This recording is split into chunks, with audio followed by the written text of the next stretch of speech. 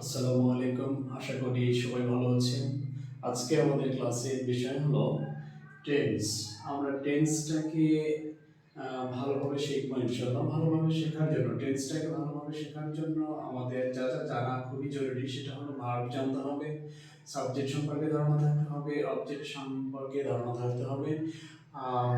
Object extension এটা কি, পার্থক্য কোথায় এটা আমরা দেখবো ইনশাআল্লাহ। আমরা টেন্সটাকে ভালোভাবে শেখার জন্য ভার্বকে চারটা গ্রুপে ভাগ করেছি, যেটা সাধারণত গ্রামার বইগুলোতে পাওয়া যায় না। একটা হলো verb to be, verb to have, 3 নম্বরে মডেলস এবং 4 নম্বর verb to do. Verb to be যার ভিতরে রয়েছে am, is, are, was, were, be, being এবং বিন। ভার্ব টু হ্যাভ এর মধ্যে রয়েছে হ্যাভ, হ্যাজ, হ্যাভিং এবং had. Modals shall, should, will, would, can, could, may, might, must, used to, ought to, dare. Verb to do, play, run, read, এরকম প্রায় 2000 বা 1500 plus verb রয়েছে। ভার্বের ব্যবহার ইংরেজিতে সবচেয়ে বেশি, পার্টস অফ স্পিচের মধ্যে সবচেয়ে ভার্বের ব্যবহার বেশি। তাহলে আমরা জানলাম যে টেন্সকে ভালোভাবে শেখার জন্য, আবারও বলছি, টেন্সকে সুন্দরভাবে ভালোভাবে বোঝার জন্য, শেখার জন্য আমরা ভার্বকে 4টা গ্রুপে ভাগ করেছি। এক হলো verb to be, verb to have, models এবং ভার্ব টু ডু। আপনারা একটু ভালো করে দেখবেন ইনশাল্লাহ।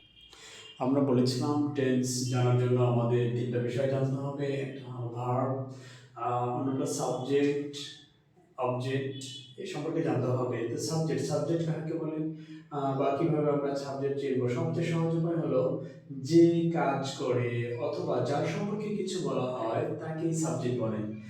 আর সহজ সেটা হলো কি, যে কাজ করে, যেমন রহিম ইটস রাইস।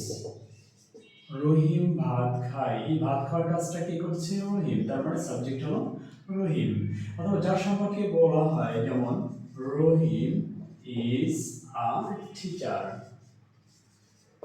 কার সম্পর্কে বলা হলো? রহিম সম্পর্কে বলা হলো। তাহলে দেখেন সাবজেক্টটা আমরা বইয়ে বিভিন্নভাবে সংজ্ঞাগুলো দেওয়া আছে। অনেক সময় সংজ্ঞাগুলো বুঝতে কঠিন হয়, মানে সহজ হয় না বা বুঝতে একটু সমস্যা হয়, কিন্তু এখানে একদম সহজ। এটা সেটা সাবজেক্ট কাকে বলে? যে কাজ করে। কে কাজ করে? রহিম ইটস রাইস, রহিম ভাত খায়, রহিম বই পড়ে, রহিম মাছ ধরে, মানে যে কাজ করবে সেই সাবজেক্ট।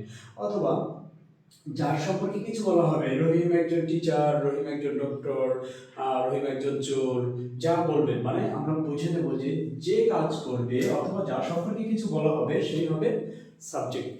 একদম সহজ। দেখুন, আমরা বলছিলাম টেন্স জানার জন্য আমাদের ভার্ব সম্পর্কে জানতে হবে, সাবজেক্ট সম্পর্কে জানতে হবে এবং অবজেক্ট সম্পর্কে জানতে হবে। আমরা সাবজেক্ট সম্পর্কে জানলাম, এবার অবজেক্ট সম্পর্কে আমি বোর্ডে লিখে নিয়েছি। অবজেক্ট, অবজেক্ট আমরা কিভাবে চিনব? বিভিন্ন বইয়ে বিভিন্নভাবে সংজ্ঞা দেওয়া আছে। আর এই সংজ্ঞাগুলো আমাদেরকে যে কোনো বয়সের বাচ্চাদের বুঝতে বেশ কষ্ট হয়, কিন্তু আমি একটু সহজ করে বোঝানোর চেষ্টা করেছি। একটু মনোযোগ দেন প্লিজ। দেখেন, ভার্ব টু ডু এর পরে সরাসরি যে নাউন বা প্রোনাউন বসে তাকে অবজেক্ট বলে। ভার্ব টু ডু আমরা কিছুক্ষণ আগে জেনে আসছি। Verb to do, verb to do কোনগুলো ছিল? প্লে ছিল, রান ছিল, রিড ছিল, ইট, এগুলো হলো ভার্ব টু ডু। এরকম বলেছিলাম প্রায় 1500 প্লাস ভার্ব রয়েছে। তাহলে ভার্ব টু ডু এর পরে সরাসরি যদি কোনো নাউন বা প্রোনাউন বসে তাহলে সেটা হবে অবজেক্ট। খেয়াল করেন, আমি দুটো বাক্যে লিখেছি। হি ইটস রাইস, এটা ভার্ব টু ডু। আবার হি গোজ টু স্কুল, এটাও ভার্ব টু ডু। কিন্তু এই ভার্ব টু ডুর পরে দেখেন সরাসরি নাউন রাইস বসছে, বাট এই ভার্বটার পরে সরাসরি নাউন, এটাও নাউন, এটাও নাউন, বাট এটা সরাসরি বসেনি, তার আগে একটা প্রিপোজিশন বসছে। সেক্ষেত্রে আমাদের শর্ত হলো ভার্ব টু ডু এর পরে সরাসরি যে নাউন বা প্রোনাউন বসে তাকে আমরা অবজেক্ট বলবো। সেই ক্ষেত্রে এখানে রাইসটা হলো অবজেক্ট, রাইসটা হলো অবজেক্ট। বাট এখানে হি গোজ টু স্কুল, এখানে নাউন বসছে বাট সরাসরি নয়, সেক্ষেত্রে এটা অবজেক্ট নয়। তাহলে এটাকে আমরা কি বলবো? এক্সটেনশন বলতে পারি। পুরো অংশটাকে আমরা এক্সটেনশন বলতে পারি, অবজেক্ট নয়, এক্সটেনশন আমরা বলতে পারি। তাহলে অবজেক্ট সম্পর্কে আমাদের আরো একটু ভালো করে জেনে নিই। সেটা হলো ভার্ব টু ডু এর পরে সরাসরি নাউন বা প্রোনাউন বসলে তাকে আমরা অবজেক্ট বলি। ভার্ব টু টু কোনগুলো? প্লে, রান, রিড, ইটস, এরকম প্রায় 1500 প্লাস ভার্ব রয়েছে।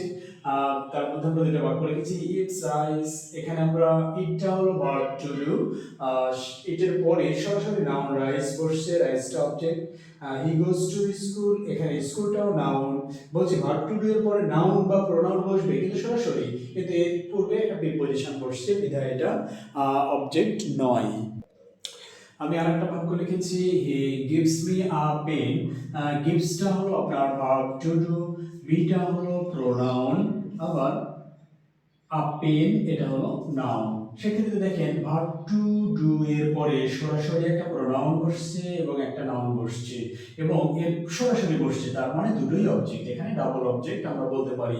আবার দেখেন আই নো হিম, আমি তাকে জানি বা চিনি। এখানে খেয়াল করেন আই নো, নোটা হলো ভার্ব টু ডু, এর পরে সরাসরি প্রোনাউন বসছে, তার মানে এটাও অবজেক্ট। তাহলে আমরা অবজেক্ট সম্পর্কে ধারণা কি পেলাম? ভার্ব টু ডু এর পরে সরাসরি যদি নাউন বা প্রোনাউন বসে তাহলে সেটা অবজেক্ট। আশা করি বুঝতে পেরেছেন। আমরা টেন্স জানার জন্য কি কি জানা দরকার আবার একটু আলোচনা করছি, সেটা হলো আমাদের টেন্সটাকে ভালোভাবে জানার জন্য ভার্ব সম্পর্কে জানতে হবে, সাবজেক্ট সম্পর্কে জানতে হবে, অবজেক্ট সম্পর্কে জানতে হবে। ভার্ব সম্পর্কে আমরা জানলাম, ভার্বকে 4টা গ্রুপে ভাগ করেছি, verb to be, verb to have, modals এবং ভার্ব টু ডু। আপনারা ভিডিওটা একটু টেনে প্রথম দিকে দেখবেন, এগুলো আমি লিখে দিয়েছি। তাহলে ভার্ব সম্পর্কে জানলাম, তারপরে সাবজেক্ট সম্পর্কে জানলাম। সাবজেক্ট কাকে বলে? আমরা বলেছি যে কাজ করে অথবা যার সম্পর্কে কিছু বলা হয় সেই সাবজেক্ট। খুব সহজ, বিভিন্ন বইয়ে বিভিন্নভাবে দেওয়া আছে। ওকে, অবজেক্ট সম্পর্কে জানলাম। অবজেক্ট কাকে বলে? Verb to do. Verb to do এর পরে সরাসরি যে নাউন বা প্রোনাউন বসে এটাই অবজেক্ট।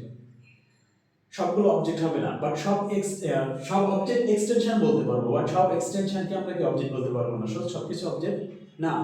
অবজেক্ট তখনই হবে যখন ভার্ব টু ডু এর পরে সরাসরি নাউন বা প্রোনাউন বসবে।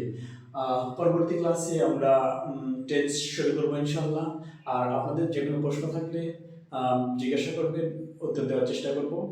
আর একটা ক্লাস করে আসলে সব কিছু বোঝা যাবে না, তাই আপনাদের রিকোয়েস্ট করছি পরবর্তী ক্লাসগুলো দেখার জন্য। মিনিমাম 4-5টা ক্লাস দেখেন। আশা করি আপনারা টেন্স সম্পর্কে ভালো ধারণা পাবেন। 4-5টা ক্লাস দেখার পরে যদি মনে হয় যে না আমার ক্লাসগুলো ভালো লাগছে না, ঠিক আছে, দেখবেন না তখন, বাট রিকোয়েস্ট করছি এখন মিনিমাম আমার 4 থেকে 5টা ক্লাস দেখেন। আশা করি সবাই টেন্সটাকে খুব সহজভাবে আয়ত্ত করতে পারবেন। আর রিকোয়েস্ট করছি আমার চ্যানেলটাকে সাবস্ক্রাইব করার জন্য। ধন্যবাদ সবাইকে। সুস্থ থাকবেন, ভালো থাকবেন, এই বলে বিদায় নিচ্ছি। আল্লাহ হাফেজ।